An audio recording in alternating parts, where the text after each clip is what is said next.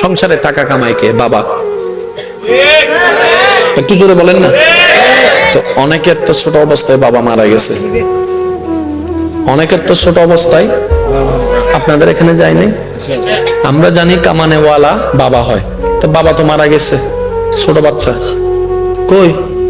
ছেলে তো উপবাস নাই, বউ তো উপবাস নাই, কোনো না কোনো ভাবে, কোনো না কোনো ভাবে আল্লাহ বলে যে কোনো না কোনো ভাবে না, খাওয়াই তো আমি আল্লাহ, আনার রাজ্জাক, আমি তো রিজিক দাতা।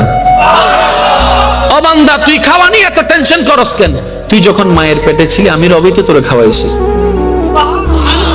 ও বান্দা, তুই যখন মায়ের পেটে ছিলি আমি রবি তোকে যত্ন নিয়েছি। তোর চোখ আমি একসাথে দিই নাই, চোখ দিয়েছি, কান দিয়েছি, নাক দিয়েছি, ঠোঁট দিয়েছি, দাঁত দিয়েছি, আবার দিয়ে এমন করে দিই নাই, ঠোঁটটাকে যতটুকু দরকার ঠোঁট অতটুকু দিয়েছি, নাকটাকে যতটুকু দরকার অতটুকু দিয়েছি, চোখটাকে যতটুকু দরকার ততটুকু দিয়েছি। বান্দা, যেভাবে দুনিয়াতে আসলে তোকে দেখে সবাই কপালে মুখে চুমে দিবে আদর করে, ঠিক ওই গঠনটা আমি রব দিয়েছি। আর তোর দেহের একটা নিঃশ্বাসকে আমি আল্লাহ এক সেকেন্ডের জন্য বন্ধ হতে দিই নাই। যদিও তুই মায়ের পেটের ভিতরে পানির ভিতরে ছিলি, সেখানের ভিতর আমি আল্লাহ রহমত দিয়ে নিঃশ্বাসের ব্যবস্থা করে দিয়েছি। আমি রব আছি, তো তোর টেনশন কি? তোর টেনশন থাকার দরকার নেই। তুই শুধু একটা কাজ কর, দুনিয়াকে দুনিয়ার বুঝ দে, তোর মনটাকে আমাকে দিয়ে দে। দুনিয়াকে দুনিয়ার বুঝ দে, মনটাকে আমাকে দিয়ে দে।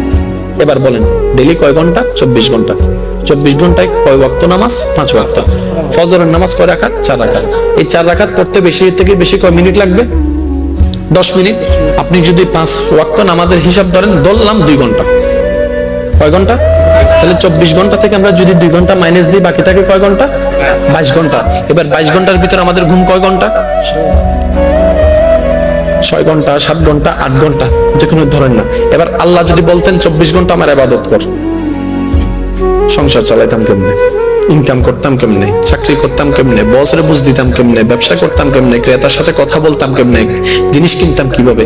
আমাদের জীবনটা একদম গোছানো থাকতো না, অগোছালো হয়ে যেত। রব বলছে, বান্দারে 24টা ঘন্টার মধ্যে 2টা ঘন্টা আমাকে দে, 2টা ঘন্টা আমাকে দে, যা 22 ঘন্টা আমি তোরে দিলাম। তাহলে যেই রব, যেই মালিক নিজের জন্য মাত্র 2টা ঘন্টা চাচ্ছে, 22 ঘন্টা আমাদেরকে দিয়ে দিয়েছে। আর দুনিয়ার মালিক কি বলবে? 2 ঘন্টা তোমারে দিলাম, 22 ঘন্টা আমাকে ডিউটি করো। খাও না খাও আমি জানি না, ঘুমা কোথাও আমি জানি না, আমার কাজ আমাকে বুঝাই দিতে হবে, দিতে হবে, দিতে হবে। যদি দিতে না পারি 1000 কথা তো শোনাবে, স্যালারি থেকে বেতন কেটে ফেলবে, ওয়ার্নিং দিবে। কিন্তু ওই রহমানকে একবার দেখেন না, শনিবার মসজিদে যাই না, রবি সোমবার ভুলে যাই, মঙ্গল বুধ বৃহস্পতিবার খেলার চালে কাজের মধ্যে ভুলে যাই, বৃহস্পতিবারও যাওয়াটা হয় না। যখন শুক্রবারে জুমার নামাজ পড়তে যাই, ওই মসজিদ থেকে রব আমাদেরকে বের করে দেয় না, বরং রহমত দিয়ে আমাদেরকে বরণ করে নেয়। আসেন নই রবের দরবারে, উপায় নেই তো। দেখেন, জেলখানায় যত প্রকার আসামি আছে, এখানে 2 ধরনের আসামি আছে যদি আমি ভুল না করি। একটা হচ্ছে পুলিশের হাতে অ্যারেস্ট হওয়া আসামি, আর একটা হচ্ছে আত্মসমর্পণকারী আসামি।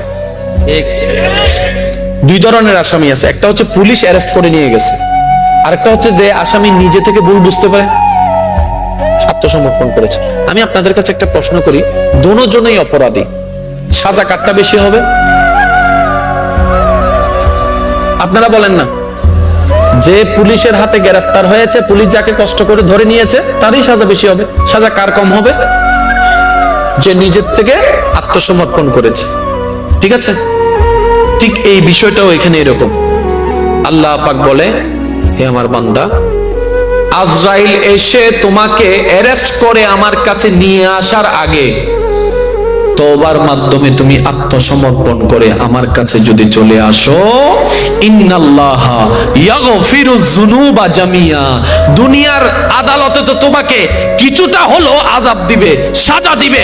আমি আল্লাহ তোমাকে একটা তওবা যদি কবুল হয়ে যায়, সারা জীবনের গুনাহ মাফ করে দিব। সুবহানাল্লাহ।